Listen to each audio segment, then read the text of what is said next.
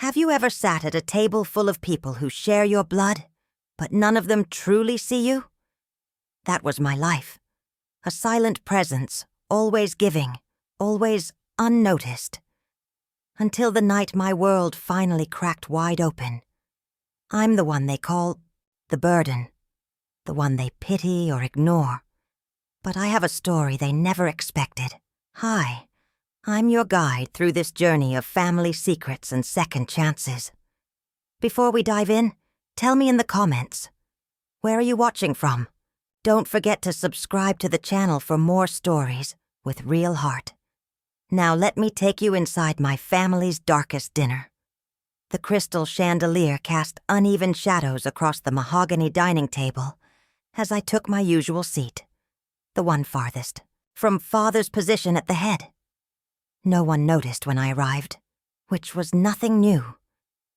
"Jamie, you're late again," Father said without looking up from his roast beef.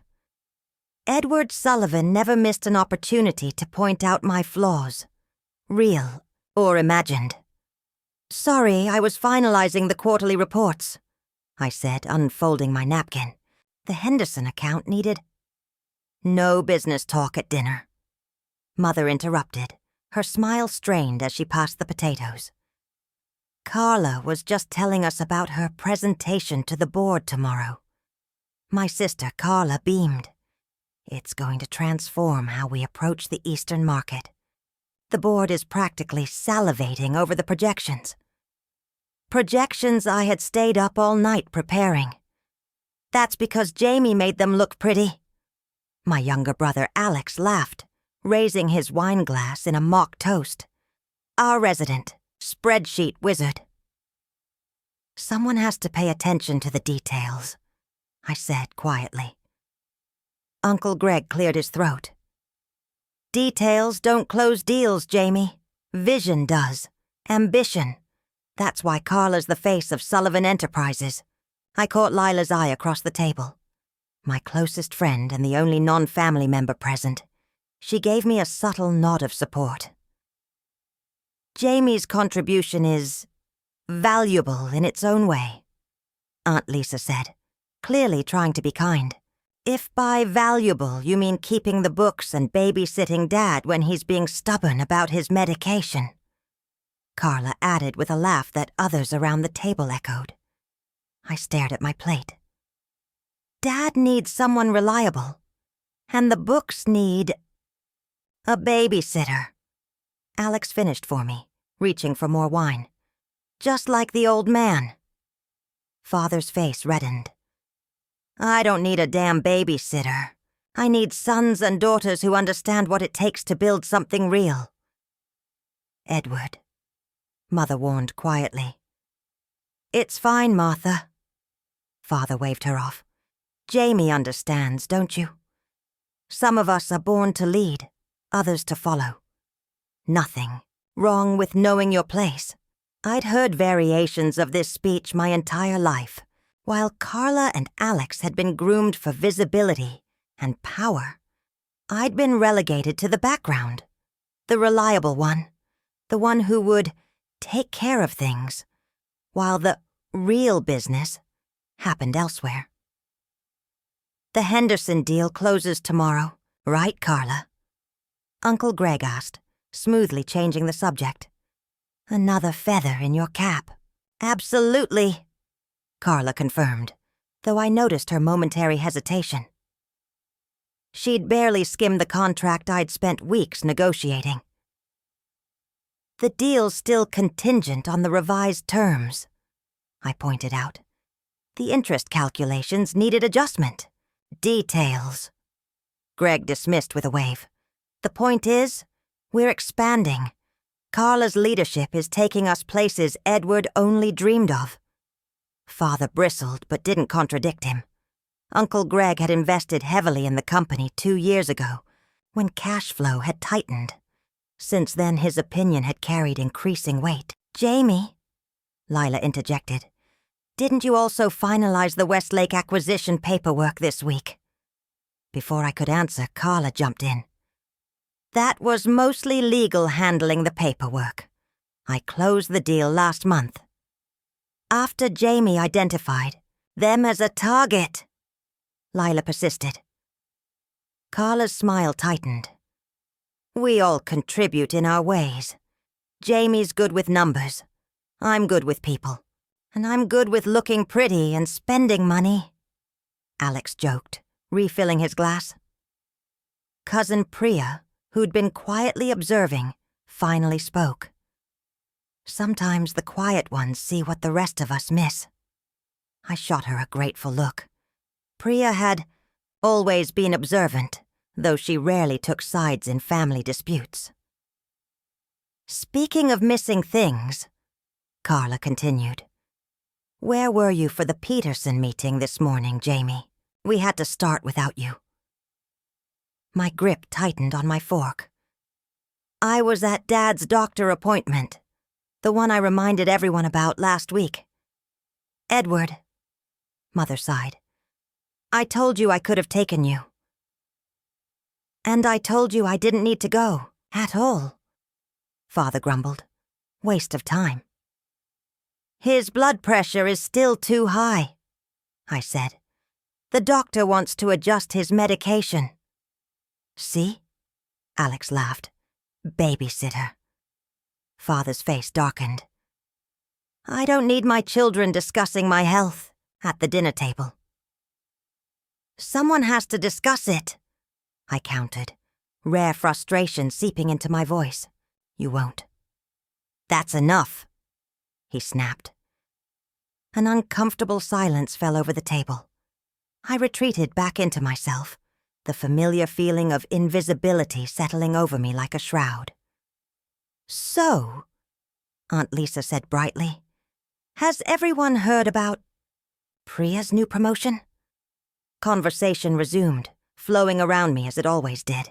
I picked at my food, thinking about the stack of contracts waiting on my desk, the appointment reminders I needed to set for Father, the calculations I still needed to check before tomorrow's presentation that Carla would deliver.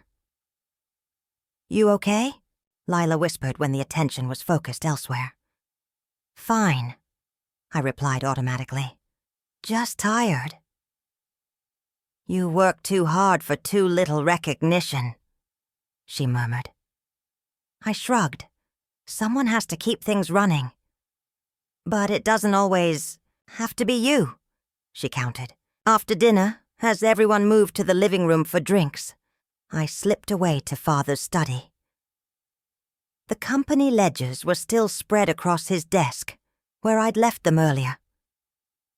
I ran my fingers over the columns of numbers, the contracts with my unsigned notes in the margins, the strategies that would bear Carla's name tomorrow. Hiding again? Mother's voice startled me. Just checking some figures, I said, straightening. She sighed, placing a hand on my shoulder. You work too hard, Jamie. Someone has to. Your father appreciates it, you know. In his way. I nodded, not trusting myself to speak. He just doesn't understand. People who think like you do. Quiet people. She smiled sadly. He loves you. I know. I lied. After she left, I sat alone in the dim light, surrounded by the evidence of my invisible labor. Tomorrow, Carla would stand before the board and take credit for work she barely understood. Alex would charm clients over expensive lunches. Uncle Greg would pull strings and manipulate outcomes, and I would remain in the shadows, making it all possible. But for how much longer could I continue this way? The annual Sullivan family reunion dinner always felt like a performance.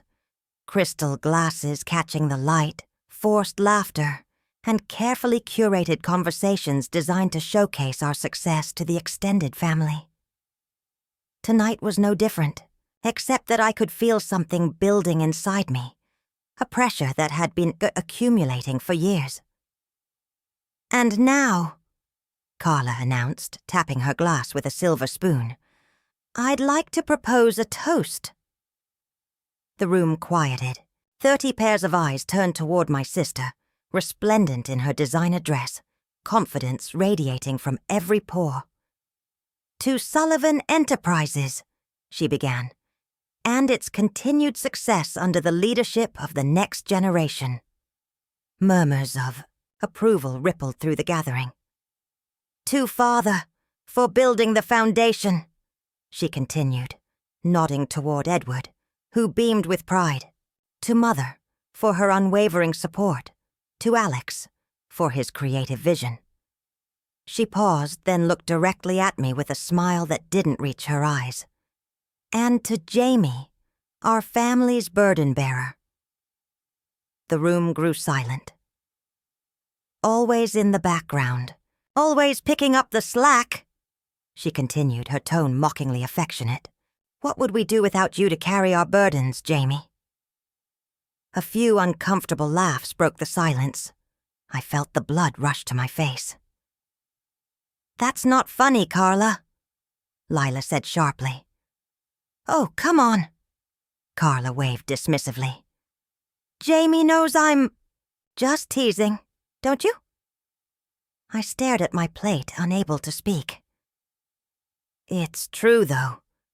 Uncle Greg chimed in, swirling his brandy.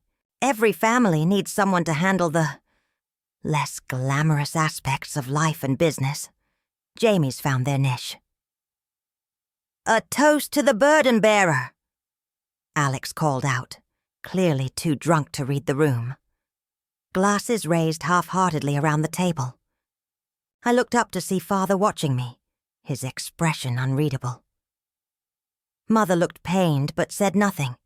Aunt Lisa studied her napkin. Cousin Priya frowned. "I don't think—" Lila began. "The thing about burdens," I interrupted, my voice steady, despite the trembling in my hands, "is that eventually someone has to put them down." The silence that followed was deafening. "Jamie," Father warned. "No," I said, standing slowly. "I'd like to respond to the toast." "Sit down," Carla hissed. "You're making a scene." "Am I?" I looked around the table. "I thought I was invisible. Isn't that what you all prefer?" Jamie in the background, Jamie handling the details, Jamie carrying the burdens. Uncle Greg cleared his throat. "Now, Jamie, no need to be dramatic. We all appreciate your contribution. Do you?" I challenged. "Tell me, Uncle Greg, what exactly is my contribution, since you seem to have such a clear picture of my role?" He blinked, caught off guard. "Well, you assist with the paperwork. Help your father. I see." I cut him off. "Paperwork and babysitting. That's my contribution." "That's not what I meant." "It's exactly what you meant," I said. "What you've all meant for years. The family burden. The one who doesn't quite measure up but is useful enough to keep around." "Jamie," Mother pleaded. "Please sit down." "No, Martha," Father interjected. "Let's hear what Jamie has to say. Clearly there are some feelings that need addressing." His tone suggested he was humoring a child's tantrum rather than listening to an adult's legitimate grievance.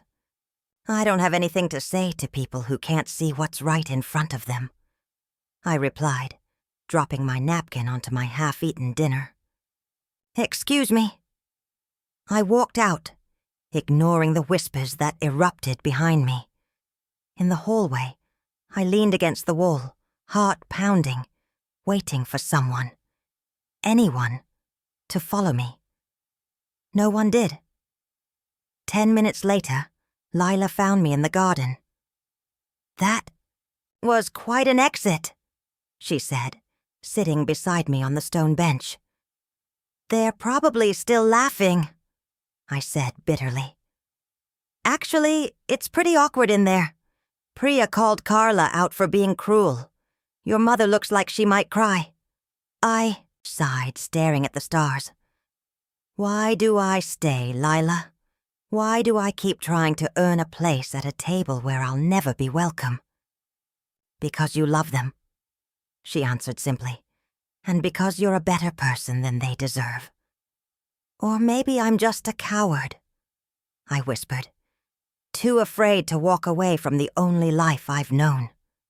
Lila shook her head. "You're many things, Jamie Sullivan, but a coward isn't one of them. You've been holding this family together for years while they take all the credit." "And what has it gotten me?" I asked. "A toast to the burden bearer?" "What are you going to do?" Her question hung in the night air.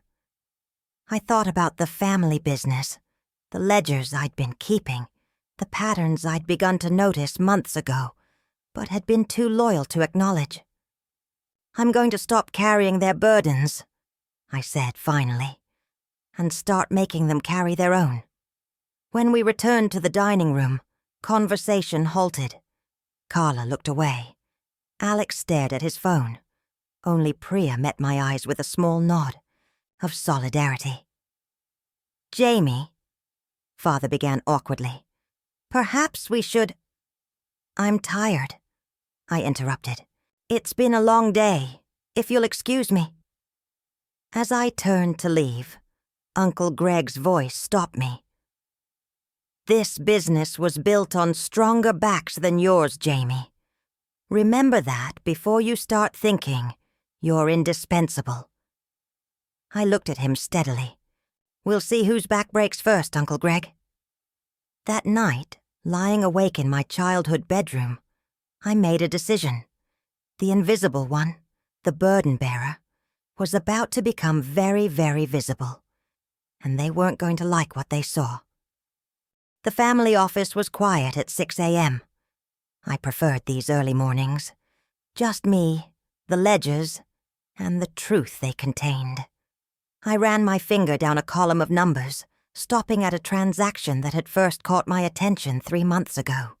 "What are you really up to, Uncle Greg?" I murmured. The door opened, startling me. Father stood in the doorway, looking older than his 65 years. "You're here early," he observed. "Always am," I replied, carefully sliding the ledger into my drawer. He nodded, moving to the coffee machine. "Carla was out of line last night. I waited for more. An apology, perhaps, or acknowledgement of his own silence. But it didn't come." "Is that all you have to say?" I finally asked. He sighed, his back to me. "What do you want from me, Jamie? Recognition, respect, the same things you give Carla and Alex without them having to earn it." He turned, coffee in hand. "They're different. They understand what this business needs." "And I don't?" "You understand numbers, details. That's valuable, but it's not leadership." I laughed bitterly. "And yet, who do you call when those leaders create problems? Who fixed the Thompson contract after Carla promised impossible delivery dates? Who restructured the debt when Alex's creative vision nearly bankrupted us?" "That's your job," he said simply. "My job," I repeated. "The burden bearer." He had the grace to look uncomfortable.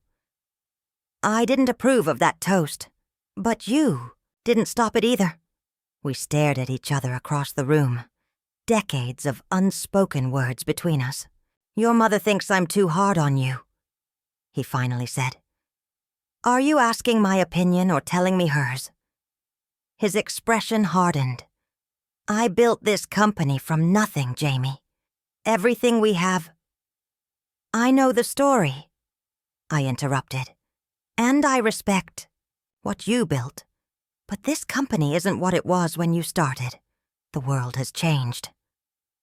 "And you think you understand those changes better than Carla? Than Greg?" I met his gaze steadily. "Yes." He studied me for a long moment, then nodded toward my drawer. "What were you looking at when I came in?" I hesitated. 5 years ago, Father had asked me to help out with the books, a temporary assignment that had become permanent. For years I'd kept his confidence, fixed problems quietly, and never questioned decisions publicly. But something had changed. Last night, I had changed. Discrepancies, I answered carefully. What kind of discrepancies? The kind that could sink us if they're not addressed. He frowned. Show me. I pulled out the ledger and opened it to the flagged page. This transfer to Oceanic Holdings, and this one to Summit Investments. They're shell companies, Dad. Both trace back to private accounts with significant unauthorized withdrawals. Greg's pet projects, Father said dismissively. He clears them with me. All of them? Even the ones that never appear in board reports? His frown deepened. What are you suggesting? I'm not suggesting anything. I'm showing you numbers that don't add up. Greg saved this company when we needed capital. He reminded me. And now he's bleeding it dry, I countered. These withdrawals have increased 40% in the last 6 months alone. Father took the ledger, scanning the columns with narrowed eyes. I'll speak to him. There's more, I said, pulling out another file. Carla's division has been reporting inflated sales figures. They're booking orders as complete before delivery, sometimes before manufacturing. It's creating a cash flow illusion that's going to collapse.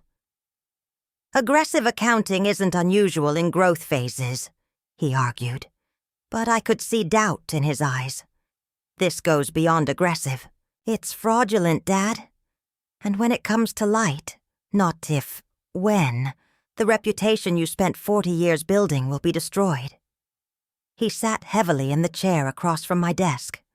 Why are you only bringing this to me now? Because until last night I was still trying to fix it quietly, to protect everyone, to bear the burden. The silence stretched between us. What do you want? He finally asked. I want you to open your eyes. I want you to see what's happening to your company, and I want you to see me. Really see me. For once. He looked up, something like regret flickering across his face. I've always seen you, Jamie. I just didn't know what to do with what I saw. Before I could respond, the door opened again. Lila stood there, surprise registering on her face at the sight of Father. Sorry to interrupt, she said.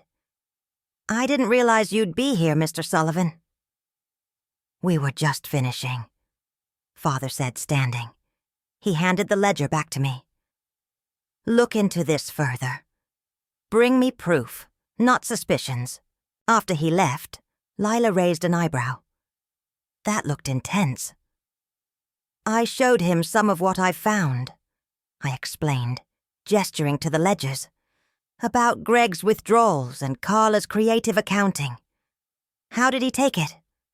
Better than I expected, worse than I hoped. Lila sat across from me. And now? Now I gather more evidence, hard proof he can't ignore. She studied me carefully. This isn't just about the money, is it? This is about last night, about all the nights before that. I nodded slowly. They've made me invisible for so long, Lila. The reliable one in the background, fixing their mistakes, covering their tracks. And bearing their burdens, she added softly. Not anymore, I said firmly. I'm done hiding what I know. Done. Protecting people who don't even see me. What's your plan? I leaned back in my chair thinking. Greg and Carla have no idea how much I know. They think I just keep the books. They don't realize I can see the entire picture. Their schemes, their shortcuts, their lies. And Alex? I shrugged. Alex is mostly guilty of being lazy and entitled. He's not malicious like the others. So what's your next move? I opened my laptop, entering a password that only I knew. I've been documenting everything for months. Backing up files, recording conversations, tracking transactions. I just wasn't sure what I was going to do with it all. And now? Now I know exactly what I'm going to do. I turned the screen toward her. I'm going to use the truth to make them finally see me. Lila leaned forward, eyes widening as she scanned the documents. Jamie, this could destroy them. All of them. Or it could save the company, I countered. Force them to clean house before it's too late. Are you prepared for the fallout? This is your family we're talking about. I thought about Carla's mocking toast, about years of dismissal and disrespect, about the quiet strength I'd hidden for too long. They stopped treating me like family a long time ago, I said. Now they can deal with me as an equal, or as an adversary. Their choice. Lila reached across the desk and squeezed my hand. Whatever you decide, I'm with you. For the first time in years, I felt a weight lifting, not because someone else had taken my burden, but because I was finally ready to put it down. The next morning, I changed all the passwords to the financial systems. A small act of rebellion, but significant. I'd spent years being the invisible guardian of these accounts. Now I would use that invisibility strategically. My phone rang shortly after 9. Carla, of course. What the hell, Jamie? I can't access the Henderson files. Security update, I replied calmly. I'll send you what you need for your meeting. This is ridiculous, she snapped. Just give me the new password. That would defeat the purpose of increased security, I said. After what happened with the Johnson contract, that wasn't my fault. How was I supposed to know they'd have access to those projections? Because I warned you they would, I reminded her. 3 times. She sighed dramatically. Look, I don't have time for this. The meeting is in an hour and I need the full financial package. I'll email you the presentation deck with the approved figures, I said. That's what the board needs to see. And the detailed breakdowns. Those stay secured until the compliance review is complete. A pause. What? Compliance review? The one I initiated last week after finding irregularities in the quarterly reports, I said matter-of-factly. As required by our bylaws. You did what? Her voice rose an octave. You can't just start a compliance review without... Without what? Without permission? Actually, I can. It's in my job description as financial controller.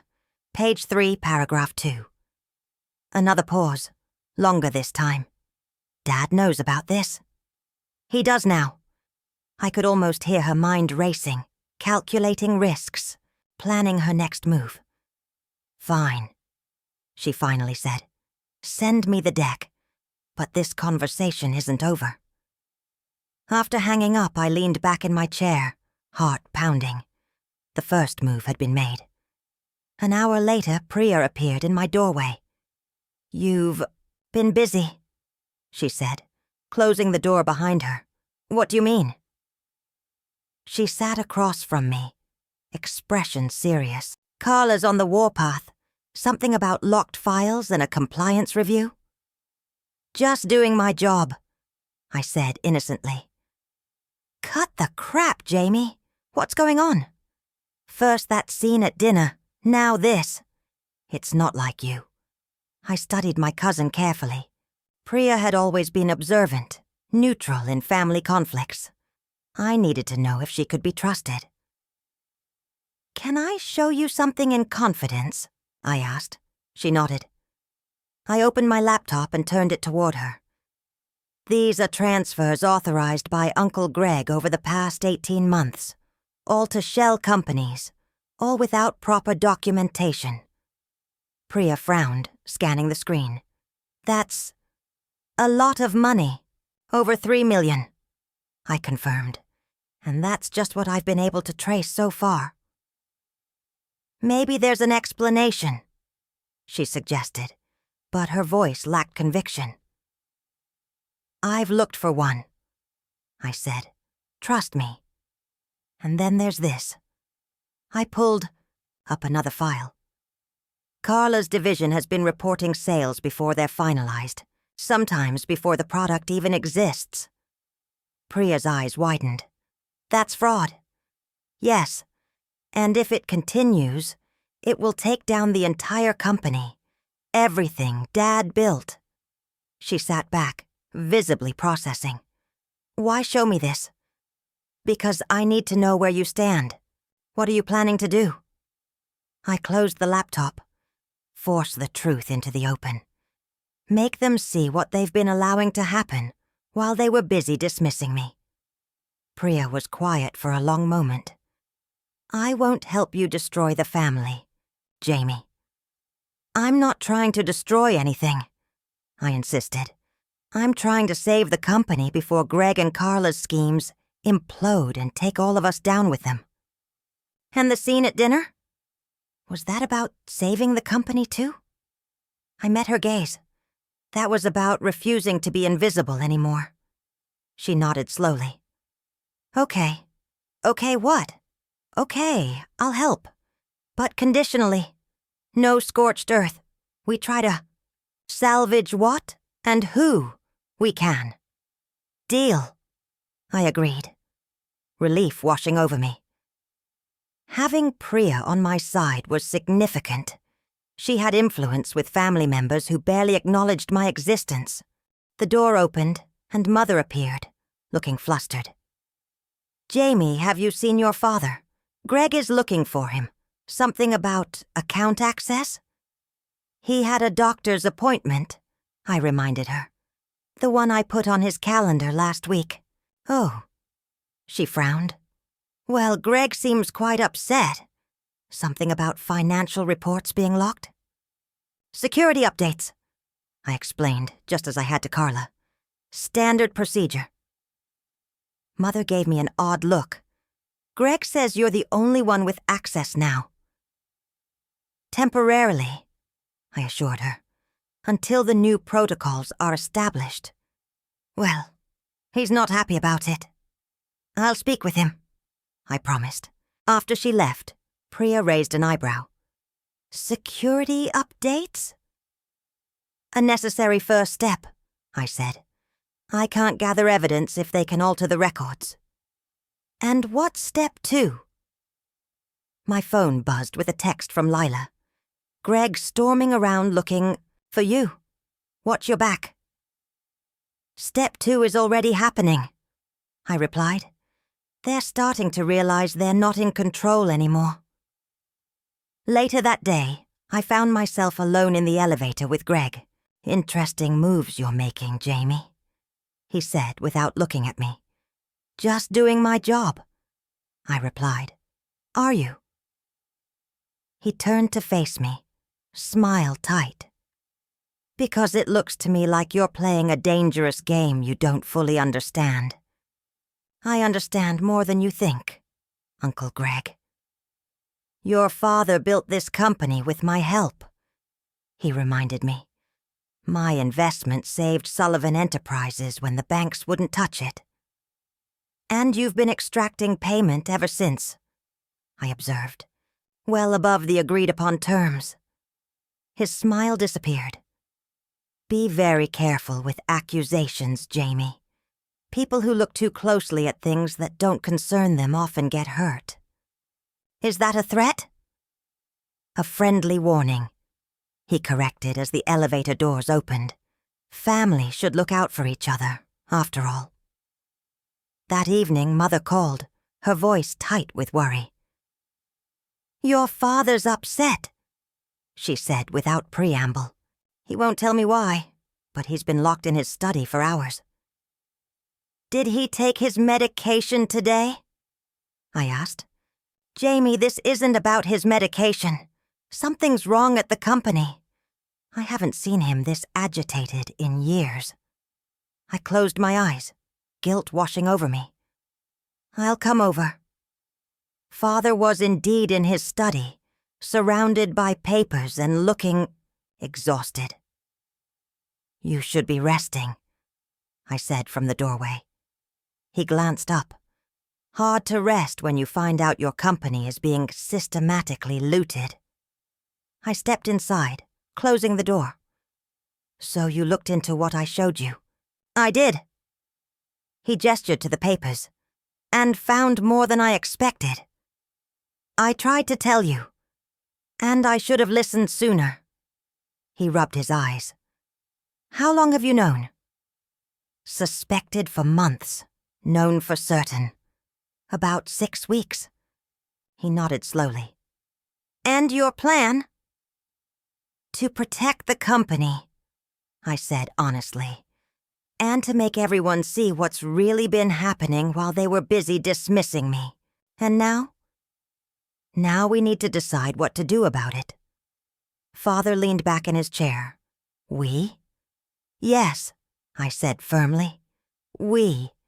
Because despite everything, this is still your company, and I still care what happens to it. For the first time in years. He looked at me, really looked at me, with something like respect in his eyes. Then let's figure it out, he said, together. What do you mean I'm locked out of the system? Carla's voice echoed down the hallway. This is ridiculous, I continued typing, ignoring the approaching storm. 3, 2, 1. My office door flew open. Carla stood there, face flushed with anger, Alex hovering uncertainly behind her. What the hell is going on, Jamie? She demanded. I'm trying to close the Mendoza deal, and suddenly I can't access any of the financial records. I looked up, calmly. There's been a security breach. All systems are on lockdown while we investigate. A breach? What breach? Someone's been accessing sensitive financial data without authorization, I explained.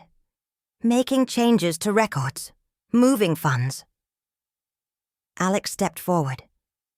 Is this about those transfers Greg was talking about?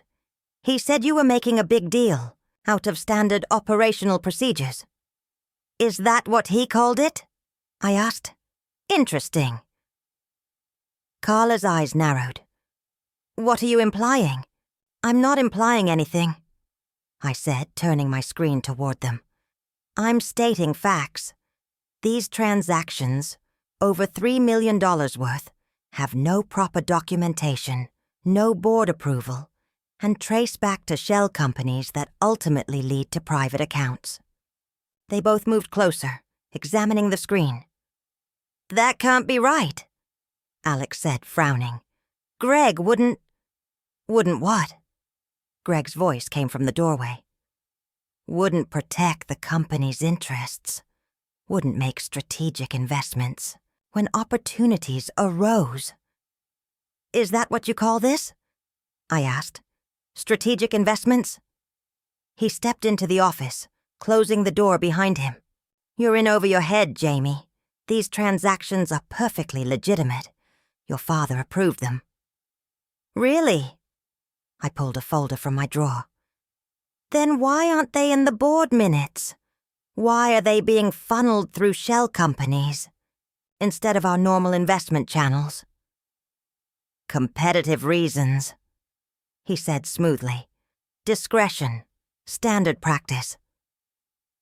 For embezzlement, maybe, I countered. The room went silent. Carla's mouth opened in shock. Alex stepped back, and Greg's face hardened to stone. That's a serious accusation, he said quietly. Yes, it is. I stood. And I have the evidence to back it up.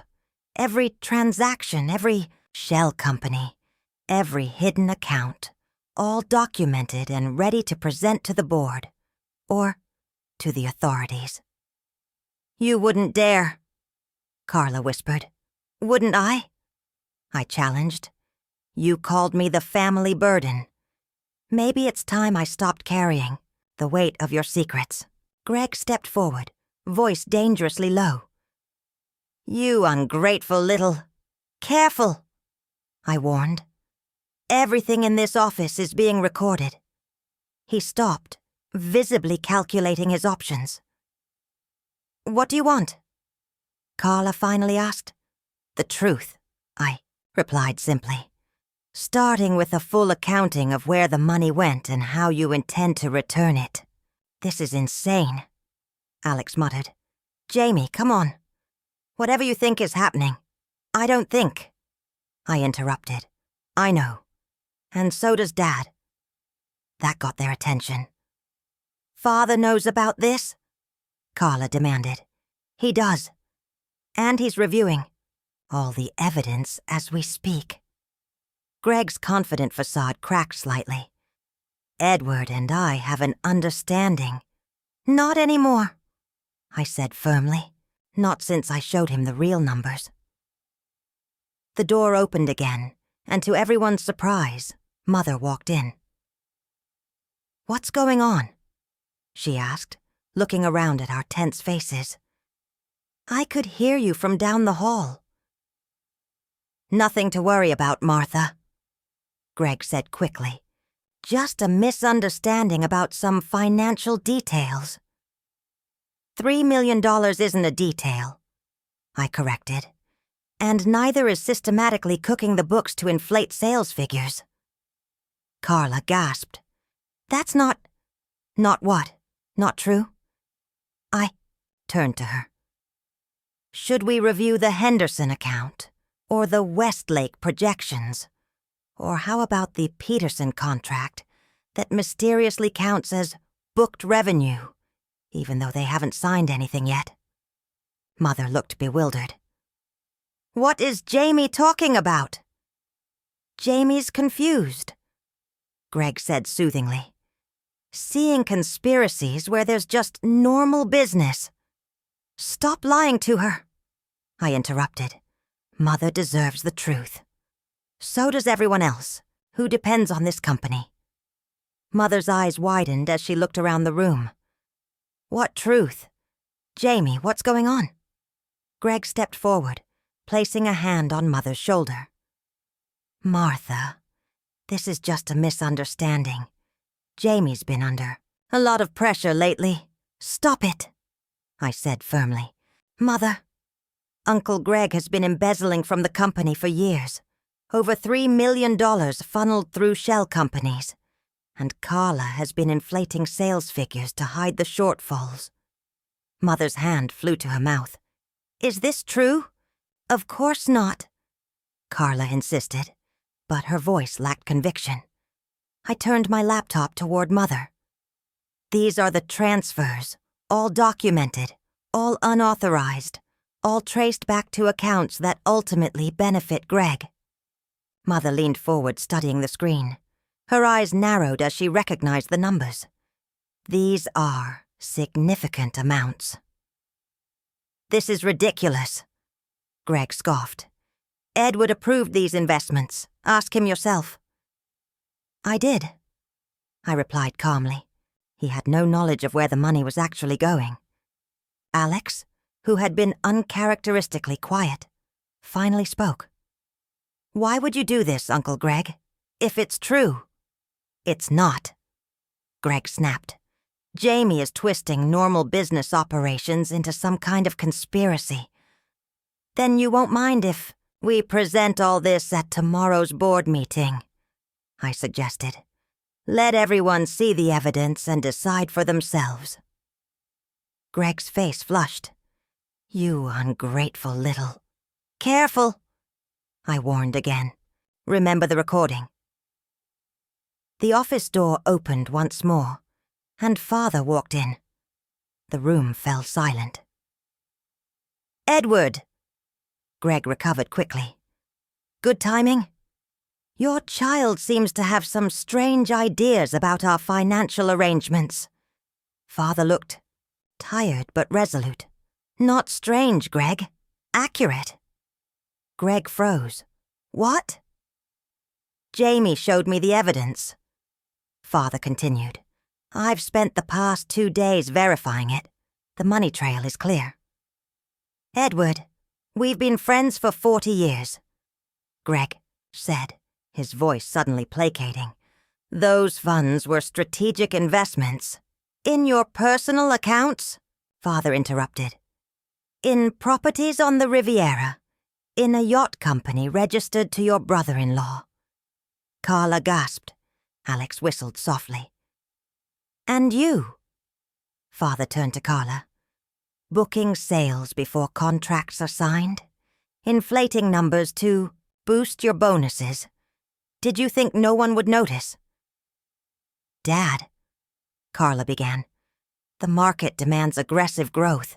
Everyone does it. Not in my company, Father thundered, then winced, placing a hand on his chest. Edward! Mother moved to his side. Your blood pressure. I'm fine, he insisted, though his face was pale. This needs to be said. I stepped forward. Why don't we all sit down? This conversation isn't over, but there's no need to make Dad's condition worse. For once, no one argued with me. As everyone found seats, I poured Father a glass of water and handed him his medication. He nodded gratefully. The situation is this, I continued, taking control of the meeting. We have documented evidence of financial impropriety. We can handle this internally, with full restitution and appropriate changes to management. Or we can take it outside the family. Those are the options. You wouldn't dare, Greg challenged. Try me, I replied evenly. The burden bearer is putting down the weight. How you all respond determines where it falls. Mother looked between us, understanding dawning on her face. This is about the toast at dinner, about how we've all treated Jamie. This is about the truth, I corrected. About accountability. Alex raised his hand slightly. So, what happens now? I met Father's eyes. He nodded almost imperceptibly. Now, I said, we rebuild, starting with the truth. The next morning, I arrived at the office before sunrise. The board meeting was scheduled for 9 a.m. and I needed time to prepare. To my surprise, Priya was already there, coffee in hand. Couldn't sleep, she explained, offering me a cup. Too busy thinking about what you showed me. Thanks for coming early, I said, accepting the coffee. I could use the support.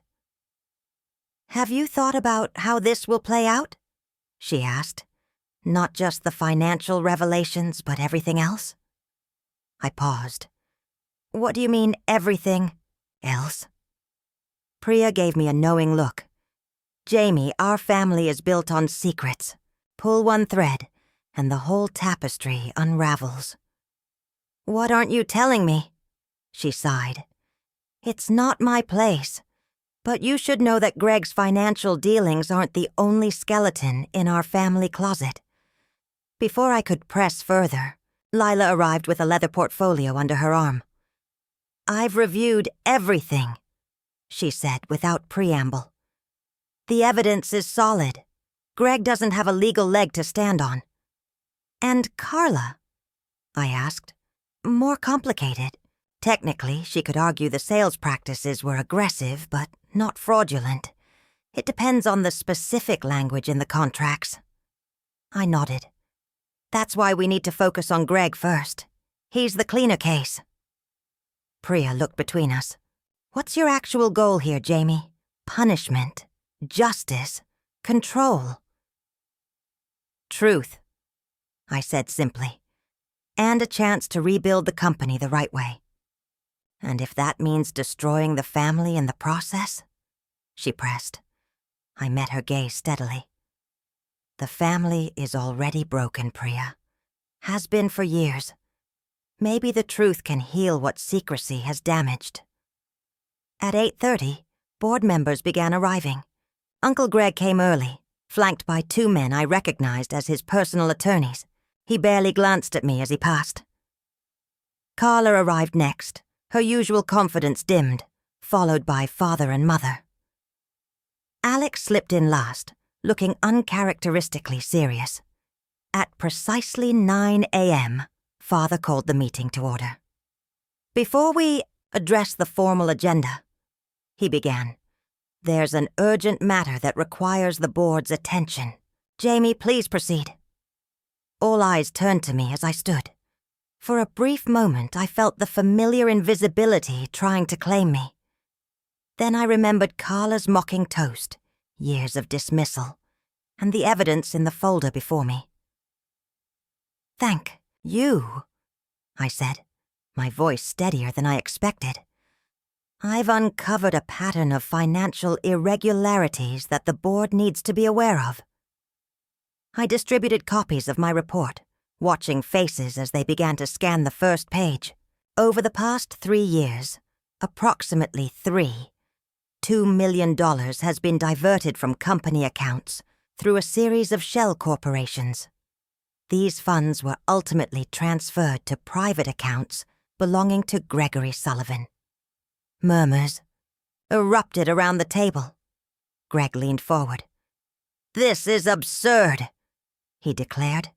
"These were authorized investments." "By whom?" I interrupted. "There's no record of board approval for any of these transactions." "Edward approved them personally," Greg insisted. All eyes turned to Father, who shook his head slowly. "I approved legitimate investments, Greg, not personal transfers disguised as business expenses." Greg's attorney whispered something in his ear. He nodded, then addressed the room. "These allegations are serious and deserve proper investigation. I suggest we adjourn until my client has had time to prepare a proper response." "There's more," I continued, unmoved. "In addition to the unauthorized transfers, we've uncovered evidence of sales manipulation in the Eastern Division, overseen by Carla Sullivan." Now it was Carla's turn to pale. "That's not... I didn't..." "Page 7 details how sales were booked before contracts were finalized," I explained. "Page 8 shows how delivery dates were manipulated to pull revenue into earlier quarters." The board members flipped through the report, expressions growing more troubled with each page. "This is a witch hunt," Greg declared, standing abruptly. "Edward, are you really going to let your child destroy what we've built because of some petty family disagreement?" "This isn't about family," I countered. "It's about the future of Sullivan Enterprises, about integrity." An elderly board member, Mrs. Chen, who had rarely spoken in past meetings, cleared her throat.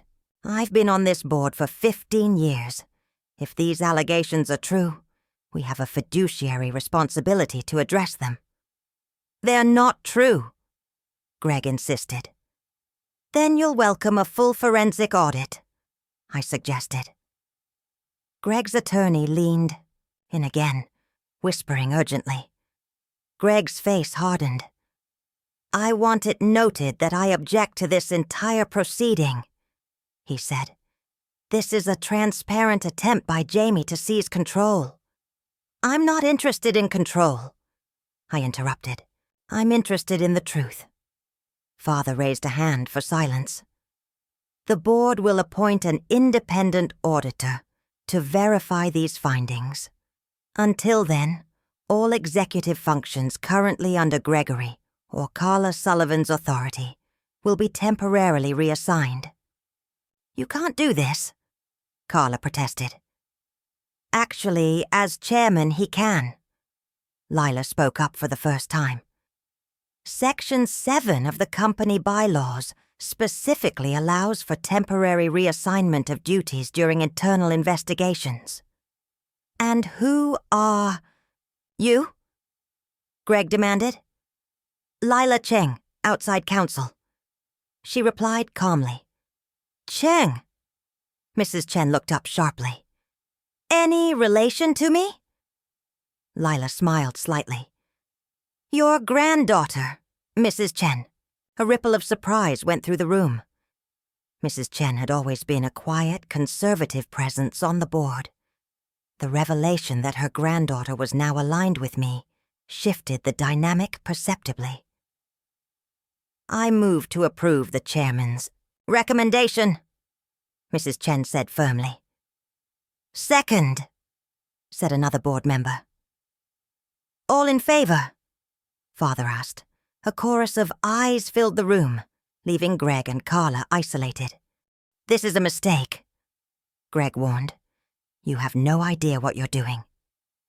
Actually, I replied, for the first time in years, I know exactly what I'm doing. As the meeting continued with other business, I caught Priya watching me with an unreadable expression. When we finally adjourned 2 hours later, she pulled me aside. You've started something bigger than you realize, she said quietly. What do you mean? Did you ever wonder why Uncle Greg had so much influence over your father? Why he was able to secure that investment when the company was struggling? I frowned. I assumed it was their long friendship. She shook her head. It goes deeper than that. Greg has held something over Edward for years. Something from their past. What? I don't know exactly, she admitted. But my father mentioned it once. Said Greg and Edward had a complicated arrangement, dating back to the company's founding.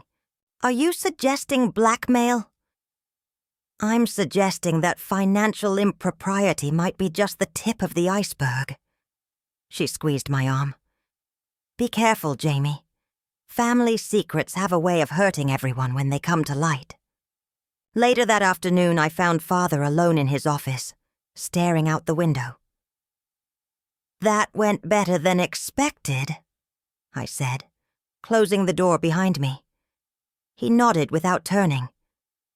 Greg won't go quietly. I know. He'll try to destroy me, Father continued. Us, the company. Why? I asked, taking the seat across from him. What does he have on you, Dad? Father turned slowly, surprise evident in his expression. Who told you? No one told me anything specific, I said. But Priya hinted there's more to your history with Greg than I know. He sighed deeply, looking suddenly much older. Some secrets should stay buried, Jamie. Not anymore, I said firmly.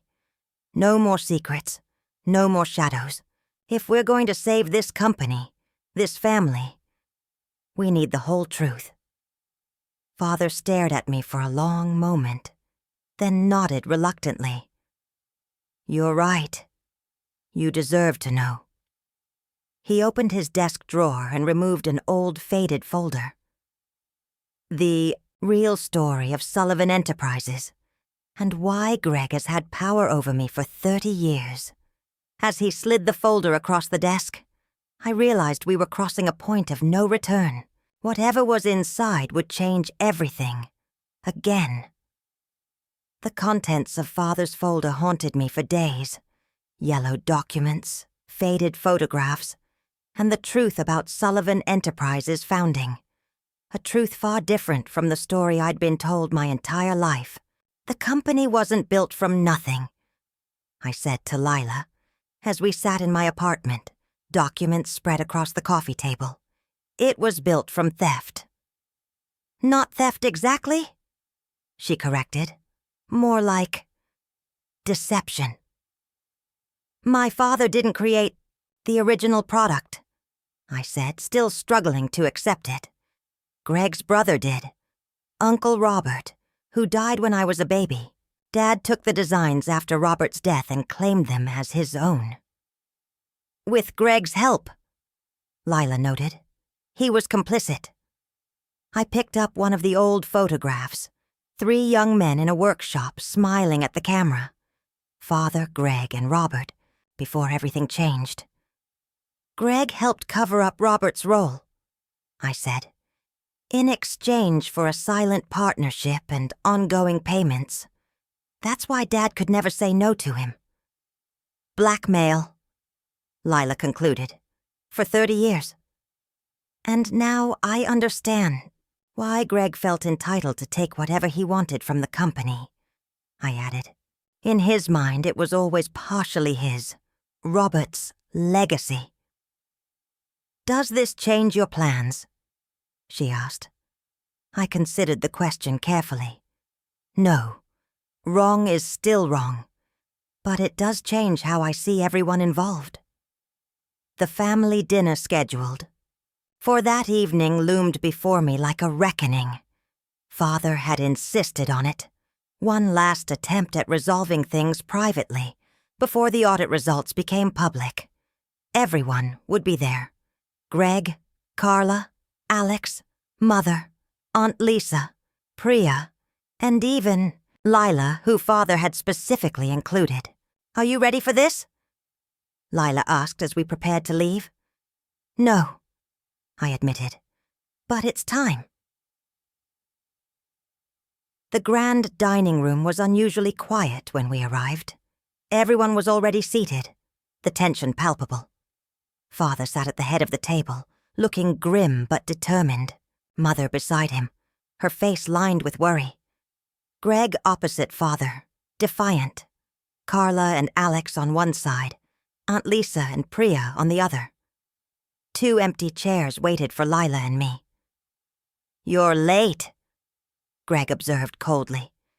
Actually, we're right on time, I replied, taking my seat. Not in my usual place at the far end, but directly across from Carla. Father cleared his throat. I've asked everyone here to discuss the situation privately, as a family, before things progress further.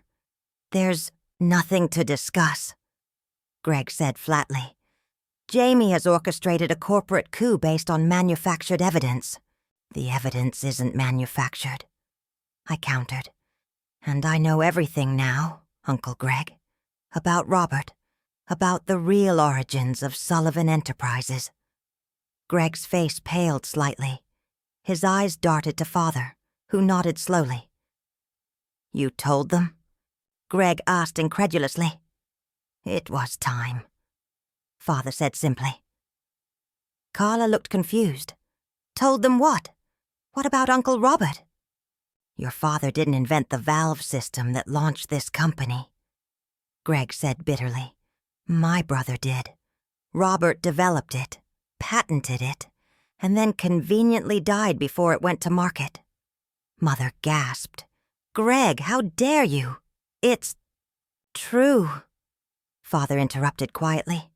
Robert was the inventor. I was the businessman. We were partners. Then what happened? Alex asked, leaning forward. Father looked down at his hands. After Robert died in the accident, I took the patents forward alone. I convinced his widow to sign over the rights. I built the company on Robert's genius. And let everyone believe it was yours, I added. He nodded, shame evident in his posture. Yes. So Uncle Greg has been blackmailing you all these years? Carla asked, finally understanding. I prefer to call it compensation, Greg said coldly, for my brother's stolen legacy. Is that how you justify emptying the company accounts? I challenged. Stealing from your own family? It was never your family's company, Greg shot back. It was Robert's, and by extension mine. That's not true, Father said, finding his voice again. What I did was wrong. I should have acknowledged Robert's contribution, but I did build this company through decades of hard work, smart decisions, and sacrifice. While paying Greg to keep quiet, I noted. Yes, Father admitted. But the company's success, that was real. That was earned. Mother reached for Father's hand. Edward has carried this guilt for 30 years. she said softly. Greg has punished him every day since. And you knew? Carla asked Mother. I found out 10 years after the fact, she admitted. By then the company was established. You children were growing up. It seemed better to protect the family. More secrets, I observed. Always more secrets. Aunt Lisa, who had been silent until now, suddenly spoke. Robert wouldn't have wanted this. All eyes turned to her. My husband was brilliant with inventions, but terrible with business, she continued. He and Edward were partners for a reason. Each needed the other. Lisa, Greg warned, don't. No, it's time for truth, she insisted. Robert always said Edward was the only one who could make his ideas successful. He trusted Edward. And Edward betrayed that trust, Greg argued. Did he? Lisa challenged. Or did you use your brother's death as leverage for 30 years, draining resources that should have gone to his widow and child? I looked at Priya with sudden understanding. You're Robert's daughter, she nodded. I was only 2 when he died. Aunt Martha and Uncle Edward raised me alongside you 3 after my mother passed away. Another piece of the family puzzle clicked into place.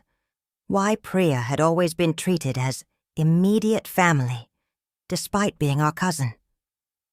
So, this entire time, Carla said slowly, our company was built on a lie. No, I corrected, on a complex truth, on human beings making mistakes, covering them up and paying for them in different ways. How poetic, Greg sneered. But it doesn't change the facts. Edward stole Robert's invention. I've simply been collecting what's owed. By stealing from the company, Alex challenged. By sabotaging our future? Greg's face hardened. I've taken what should have been Robert's all along. Uncle Robert has been dead for 30 years, I said firmly. The company today exists because of everyone who built it. Dad's leadership, our team's work, even my burden-bearing in the background. You haven't been honoring Robert's legacy. You've been exploiting it. Who are you to judge me? Greg demanded. Someone who knows the difference between justice and revenge, I replied. Between honoring the past and poisoning the future. Father stood slowly, commanding the room's attention.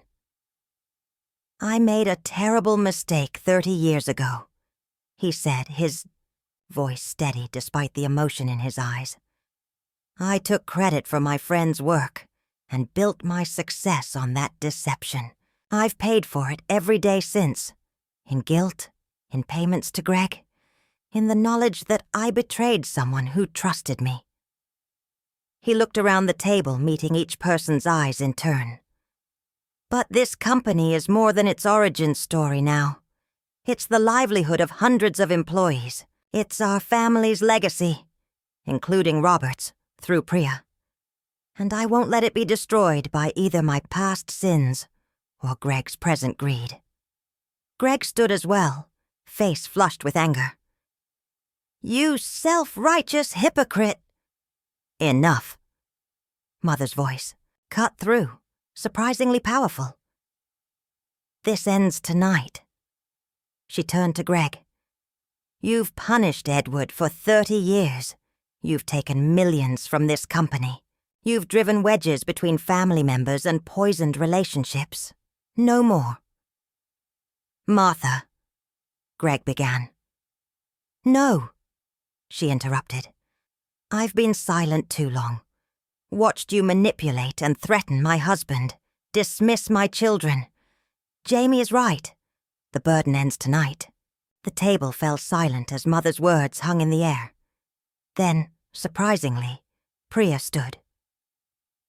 As Robert Sullivan's daughter, she said formally, I have something to say. Greg and Father both turned to her, My father's innovation should have been properly credited, she acknowledged. But Uncle Edward did build this company, did create opportunities for all of us, including me. And Uncle Greg, you haven't been protecting my father's legacy. You've been exploiting it for your own gain. You don't understand, Greg protested. I understand perfectly, Priya countered. And I believe my father would be ashamed of how you've used his memory as a weapon. Greg sank back into his chair, the fight suddenly gone from him. I looked around the table, at Father's guilt, Mother's quiet strength, Carla's confusion, Alex's dawning understanding, Priya's resolve, Aunt Lisa's sorrow, and Greg's defeat. So what happens now? Carla finally asked.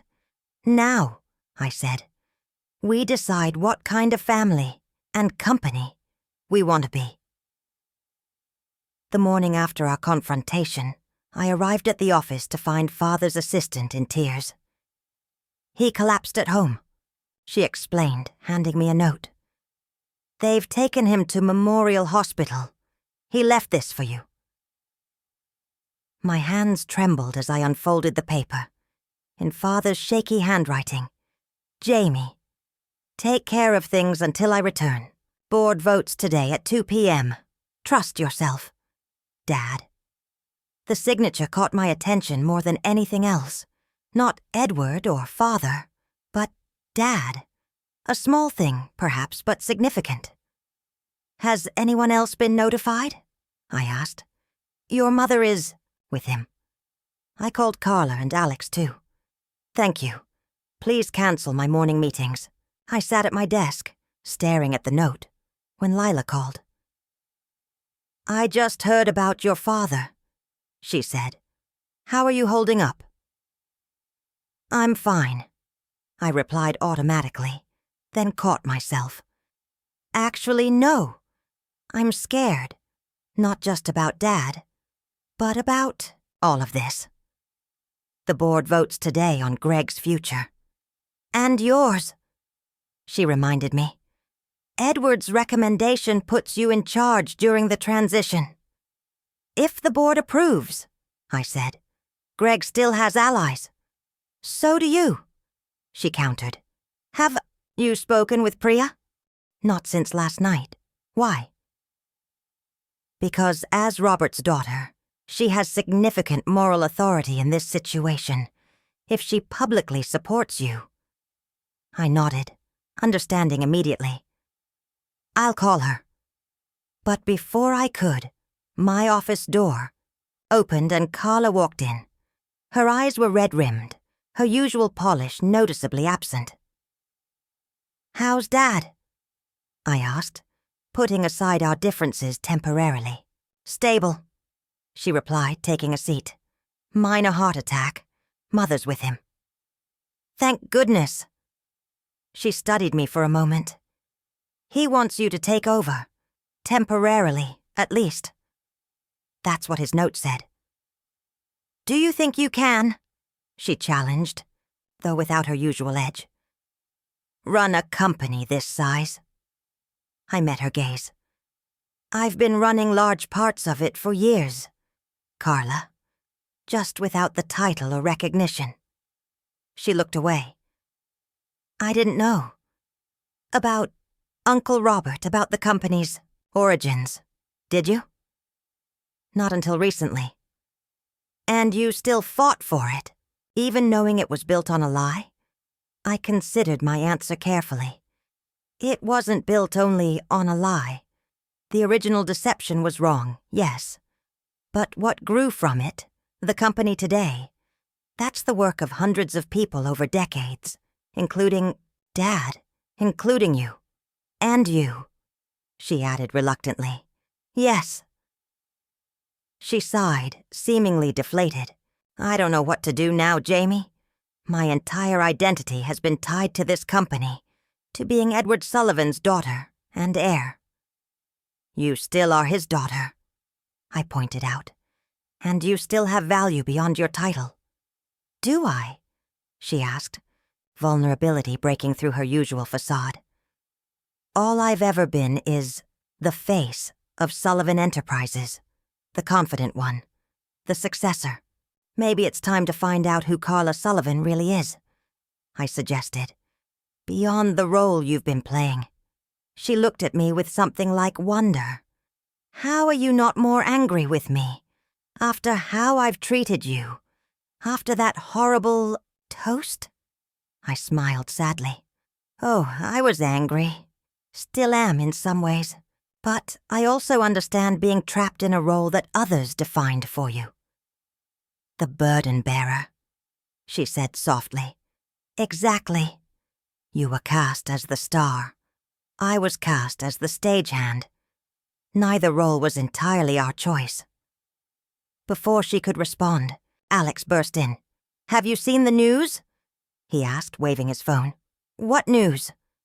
Carla and I asked simultaneously. Uncle Greg gave an interview this morning. He's telling everyone about Uncle Robert, about Dad taking credit for the original invention. My stomach dropped. He's going public with it. It's already public, Alex confirmed. It's everywhere. Carla snatched the phone, scrolling through the article. This is a disaster. The board meeting is still happening, I said firmly, standing. We knew Greg wouldn't go quietly. What do we do? Alex asked, looking between us. To my surprise, Carla handed the phone back to Alex and turned to me. What do you think we should do, Jamie? The question, and the genuine respect behind it, momentarily stunned me. Then clarity came. We tell the truth, I said simply. All of it. Before the board meeting, we acknowledge the past, explain how it's been handled or mishandled, and present a path forward that honors everyone. Robert's innovation, Dad's business acumen, the company we've all built since. Can we survive that kind of transparency? Alex wondered. We can't survive without it, I replied. Greg's forced our hand, but maybe that's a good thing. No more secrets. No more shadows. Carla nodded slowly. I agree, but we need Priya. Already on it, I said, reaching for my phone.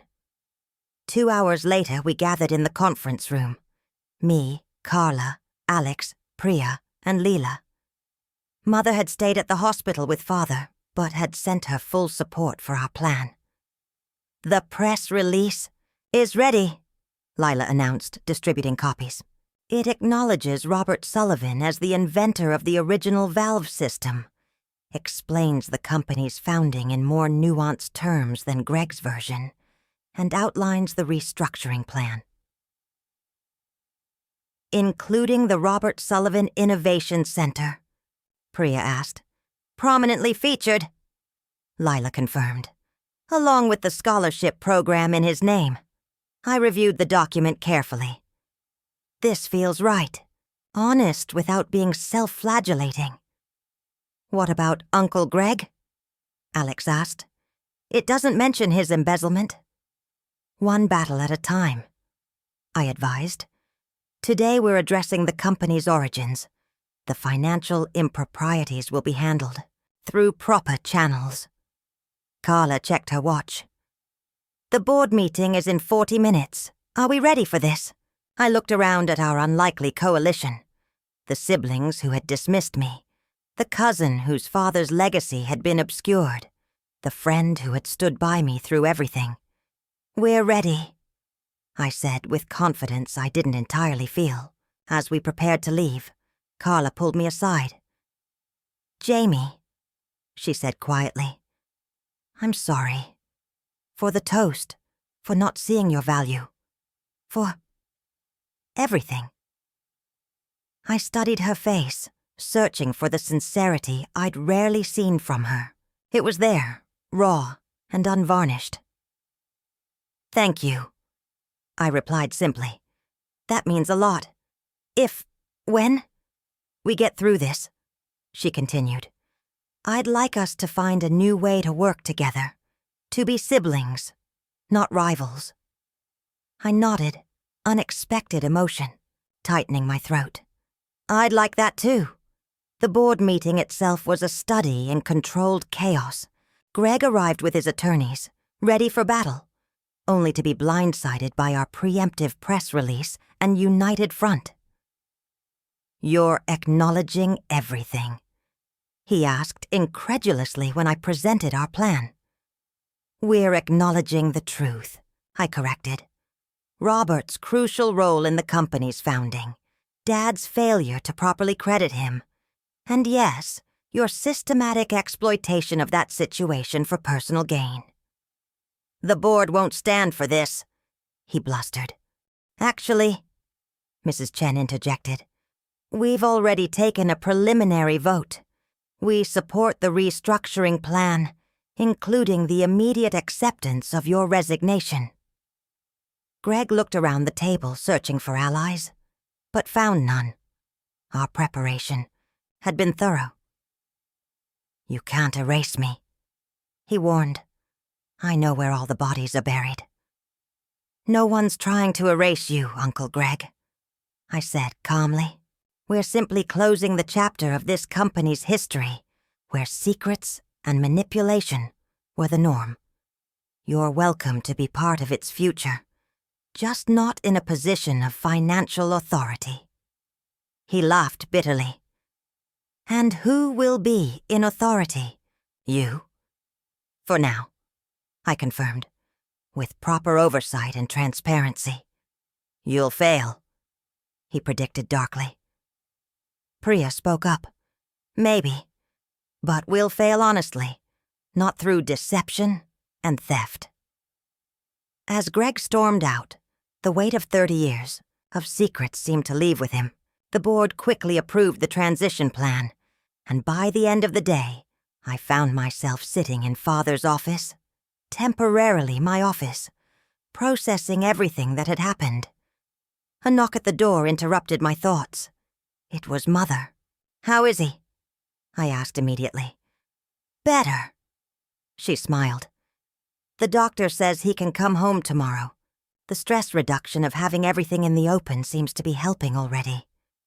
She sat across from me, looking at home in the visitor's chair she'd occupied countless times over the years. "He's proud of you," she said. "We both are, even though I forced all of this into the open." "Because you forced it into the open," she corrected. "This family has been suffocating under secrets for too long. You gave us a chance to breathe again." I blinked back unexpected tears. I didn't know if I was doing the right thing. "That's often how it is with the right thing," she observed. "It's rarely the easy thing." As she left, I turned to the window watching the city lights come on as dusk settled. The company would face challenges in the coming weeks: media scrutiny, market uncertainty, internal adjustments. But for the first time in years, I felt something like hope for our future. Not just the company's future, but our families as well. 6 months passed like a whirlwind. The revelation about Sullivan Enterprises' founding created a brief media frenzy. But our transparent approach and the creation of the Robert Sullivan Innovation Center helped stabilize both public perception and employee morale. Father recovered slowly, stepping back from day-to-day operations, but remaining as chairman of the board in a limited capacity. Greg eventually agreed to a settlement that included financial restitution and his permanent departure from the company. Carla, after some soul-searching, found her true talent in client relationships and took charge of our international divisions, with proper oversight and accountability. And me? I found myself in a role I'd never imagined, acting CEO, with strong board support to make it permanent. The family dinner tonight was different from any I could remember. Held at my home instead of the grand family house, it was deliberately casual. Father sat at one end of the table, looking more relaxed than he had in years. Mother beside him, her quiet strength more evident now that she'd stopped trying to keep peace at any cost. Priya and her husband across from me, with Aunt Lisa nearby. Alex and his new girlfriend, a no-nonsense doctor who seemed good for him, Carla and her family, including teenage children who were seeing a different version of their mother these days, and Lila beside me, our relationship having evolved into something neither of us had expected but both treasured. "A toast," Father said, raising his glass of sparkling water. "To new beginnings." "To truth," Mother added. "To family," Priya offered. "To the burden bearers," Lila said, squeezing my hand under the table. As glasses clinked, I looked around, at these people who had hurt me, overlooked me, and finally seen me. The journey hadn't been easy, and some wounds were still healing, but we were finding our way toward something authentic. After dinner, Father asked me to join him on the balcony. We stood in comfortable silence for a while, watching the stars emerge. "I never properly thanked you," he finally said. "For what? For saving the company. For saving our family. Really." I shook my head. "I just revealed the truth. Everything else happened because people, you included, chose to respond with integrity." "Not everyone would have given me that chance," he observed. "After what I did, after how I treated you. We're all more than our worst mistakes," I said, thinking of something Lila had told me months ago. "Besides, you're my father. That hasn't changed." He nodded, emotion evident in his eyes. "I don't know if I would have been as forgiving in your place." "It's not about forgiveness, exactly," I replied thoughtfully. "It's about moving forward with truth as our foundation. The past can't be changed, but we can build something better now." Father placed a hand on my shoulder. A simple gesture, but one he'd rarely offered before. "You're a better person than I've been, Jamie. You always were. I just couldn't see it." "Maybe we're finally seeing each other clearly," I suggested. "All of us." As we stood together in comfortable silence, I realized how much had changed. The burden I'd carried for so long, the weight of invisibility, of unacknowledged effort, of swallowed pain, had been put down. Not discarded entirely. Some experiences become part of who we are, but no longer crushing me beneath their weight. Inside, laughter erupted. We turned to see Alex dramatically reenacting something, with Carla actually smiling. Not her polished public smile, but something genuine and unguarded. "Shall we rejoin the others?" Father asked. I nodded, but before we went back inside, I said, "One more thing. I'm taking 2 weeks off next month. A real vacation. With Lila." He looked momentarily startled. Jamie Sullivan, taking time off? Then smiled. "Good. You've earned it." As we walked back into the warmth of my home, surrounded by family, who finally saw me, I felt something I'd almost forgotten how to feel. Peace. Not perfect, not complete. Family never is. But real. A foundation we could build on. One truth at a time. 1 year after the night that changed everything, Sullivan Enterprises was almost unrecognizable, and so was our family. The company had weathered the storm of public revelation remarkably well. After the initial shock, our transparency about Robert Sullivan's contribution and our commitment to honoring his legacy had actually strengthened our market position.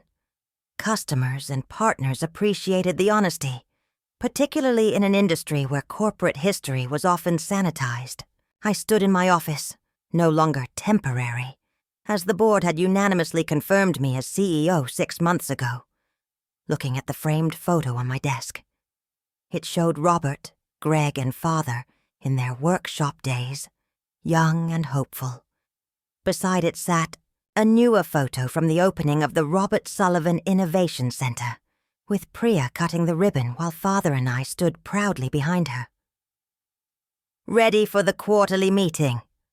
Lila asked, entering with a stack of reports. I smiled at her. As ready as I'll ever be. Our relationship had deepened over the months, weathering the storms of corporate restructuring and family healing. She'd remained my touchstone throughout, keeping me grounded when accolades threatened, to make me as ego-driven as Carla had once been, supporting me when doubt crept in. The new product line is looking good, she noted, scanning the top report. Development team is ahead of schedule. Priya's team always delivers, I agreed. Having her head up R&D was the best decision we made. One of many good decisions, Lila corrected.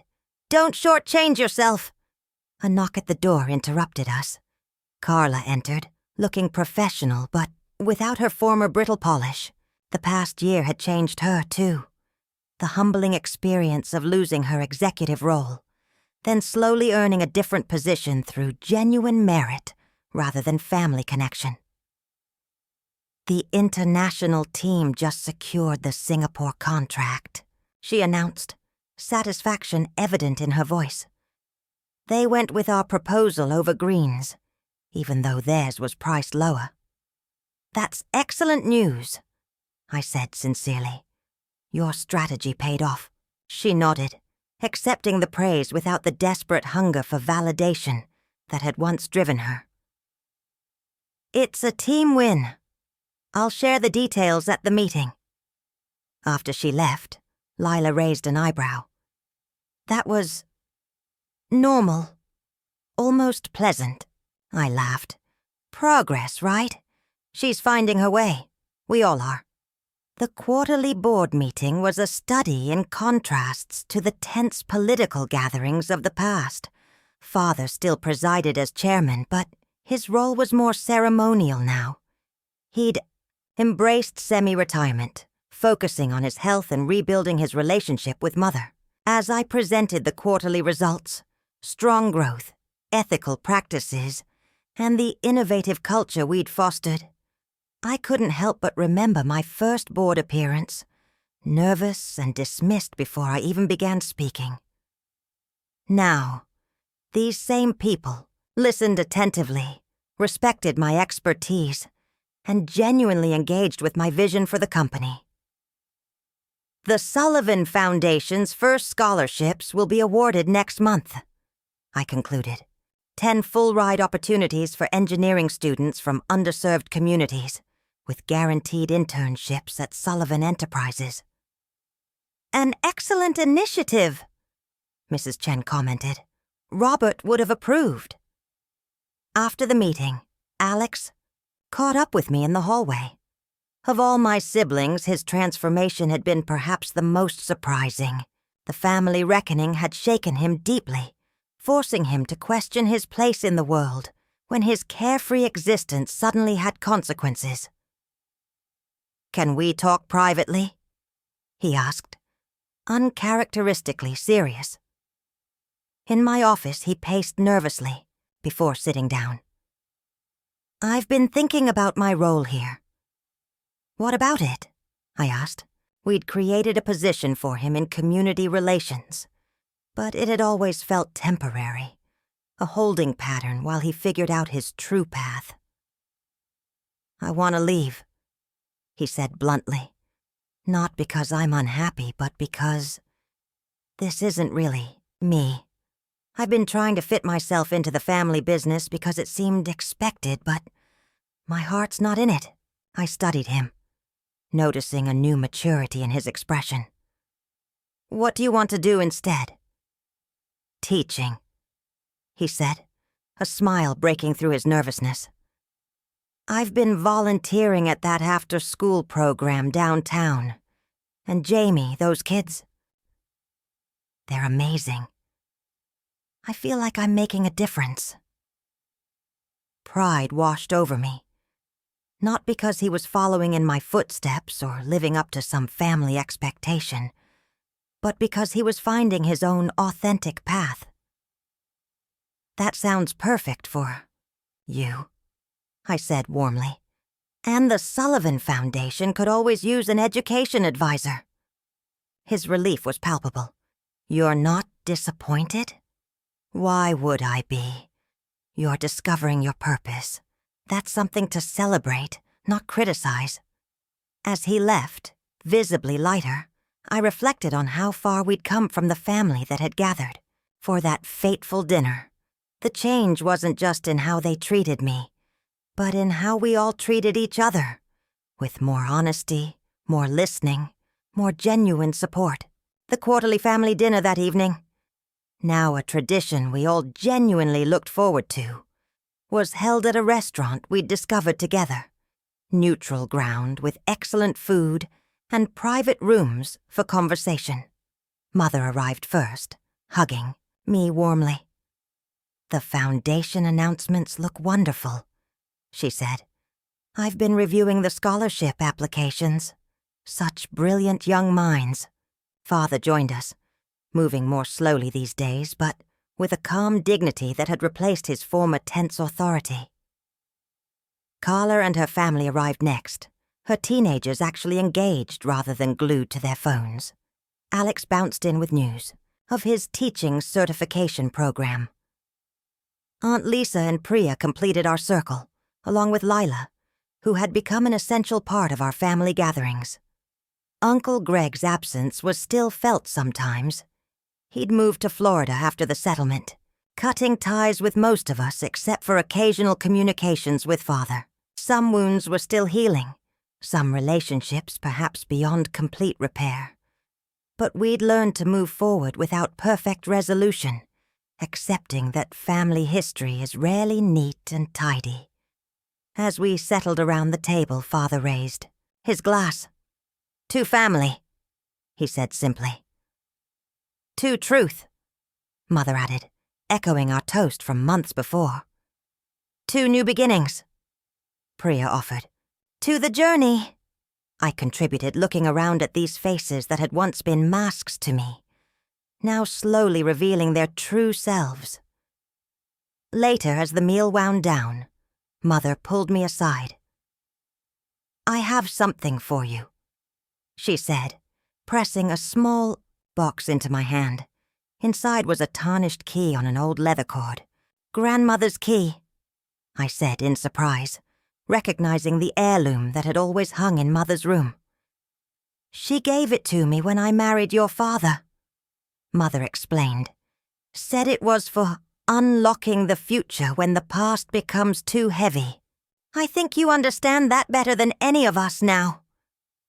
I ran my finger over the intricate design, touched beyond words. "Thank you," I managed finally. "You unlocked something in this family, Jamie," she said softly. "Something we needed desperately." Looking at her, really seeing her, I realized how much she had changed too.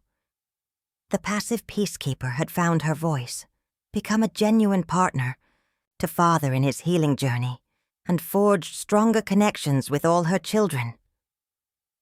"We unlocked it together," I corrected gently. As the evening ended and we prepared to go our separate ways, I felt that familiar sense of peace settling over me again. The burden I had carried for so long, the weight of invisibility, of swallowed truth, of denied dignity, had been transformed into something else entirely. A foundation strong enough to build a new family story upon, a story where everyone was seen, everyone mattered, and truth was our shared language. It wasn't perfect, it never would be, but it was real, and it was ours. 2 years to the day after Carla's painful toast, I found myself once again preparing for a family dinner. This time, however, it was at my invitation, in my home, with a purpose I would never have imagined back then. "Are you nervous?" Lila asked, adjusting the flowers in the centerpiece. I considered the question. "Not nervous, exactly. More reflective." She smiled, understanding as always. 2 years is a long time in some ways and no time at all in others. "Exactly," I agreed. thinking of how much had changed while certain core truths remained. Sullivan Enterprises had flourished under new leadership. Our transparent approach had rebuilt consumer trust, and the Innovation Center, named after Robert Sullivan, had produced 2 groundbreaking patents that were already transforming our market position. Priya's leadership there had been instrumental, honoring her father's legacy through innovation rather than resentment. Carla had found her true calling in international business development. Her natural charisma and strategic mind finally channeled in healthy directions. Alex had completed his teaching certification and now ran an educational foundation under the Sullivan umbrella, bringing resources to underserved schools. Mother and father had moved to a smaller home, simplifying their lives and focusing on rebuilding their relationship. Father's health had stabilized, and the haunted look that had shadowed him for decades, the weight of his secret about Robert, had finally lifted. And me? I had stepped fully into my role as CEO, no longer the invisible burden bearer, but a recognized leader with both authority and compassion. More importantly, I had found balance, making time for Lila, for myself, for the parts of life that had always been sacrificed to family obligation. The doorbell rang, signaling the first arrivals. I took a deep breath, centered myself, and went to welcome my family. They arrived in clusters, father and mother first, then Priya and her husband with Aunt Lisa, followed by Alex with his new boyfriend, and finally Carla with her family. Everyone gravitated toward the living room, settling into comfortable conversation, while I finished dinner preparations. "Need any help?" Carla asked, surprising me by appearing in the kitchen doorway. "Sure," I said, handing her a serving dish. "These can go on the table." We worked in companionable silence for a moment before she spoke again. 2 years ago today," she said quietly. "That toast." I nodded, recognizing the date's significance. "A lot has changed." "I was thinking about why I did it," she continued, her voice reflective rather than defensive. "That night, making that awful toast about you being the burden bearer. I think I was terrified." I looked up, surprised. "Of what?" "Of being seen clearly," she admitted.